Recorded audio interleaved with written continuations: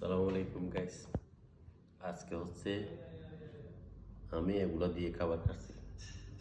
এটা হচ্ছে মরিচ, আর এগুলো হচ্ছে শসা, আর এগুলো হচ্ছে মাছ, আর এগুলো হচ্ছে সিম, আর এগুলো হচ্ছে একটা কফি পাতা আর কি।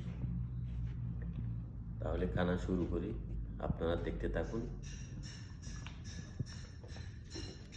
বিসমিল্লাহির রহমানির রহিম।